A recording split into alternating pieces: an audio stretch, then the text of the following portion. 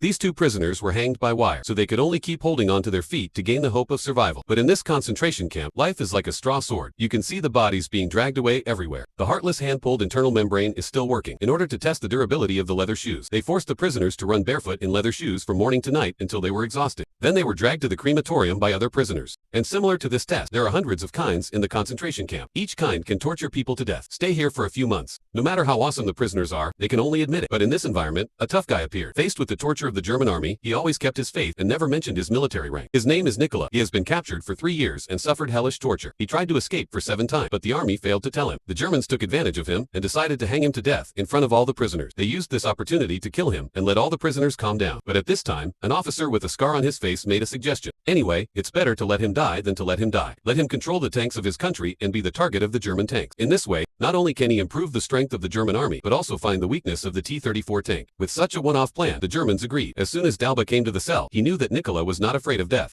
He aimed the gun at the female translator next to him. When he saw the crying girl and the cold death of the German army, the man's heart was shaken. Don't make fun of me. I agree. In this way, the man was forced to give in. Dalba was proud of himself because it was he who personally captured Nikola, and the scar on his face was given by Nikola 3 years ago. 2 people broke out in a small village. Dalba led 6 tanks, and Nikola only had 1, but they were like snipers, hiding in the dark. Then they saw the opportunity and shot into the soul. That's right, the first shot of the gun directly hit the 2 tankers. They were like ghosts.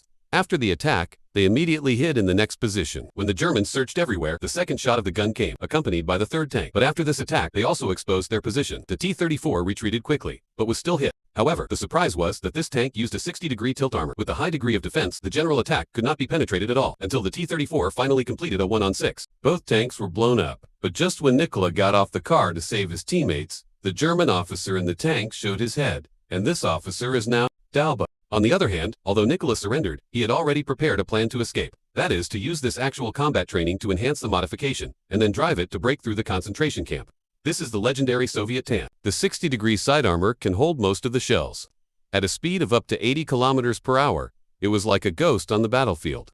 But just today, the German officer sent a wrecked T-34 to Nikola, and asked him to fix it in a week, and then go to the simulator as a target. In this way, the German wanted to find the weakness of the T-34 tank. When Nikola saw the familiar T-34, he knew the opportunity to escape had come.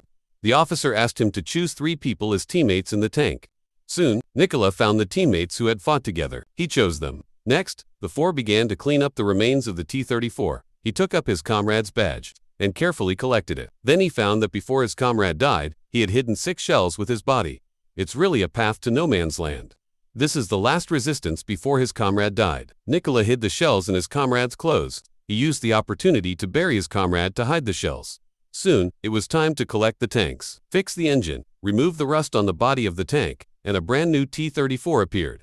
On the other hand, the female translator and them cooperated. They lurked in the office of Doba and got the escape map. But at this time, a soldier came to the office. The woman turned to the machine, pretending to be a hot ball, and disposed of the soldier's suspicion. Then, the woman walked out of the concentration camp. At the same time, the German tank simulation battle finally began. The officers were watching at the turret. They didn't expect that Nikola had dug out the 6 shells. The victory was in sight. When the German tank appeared in front of him, Nikola knew that the opportunity had come.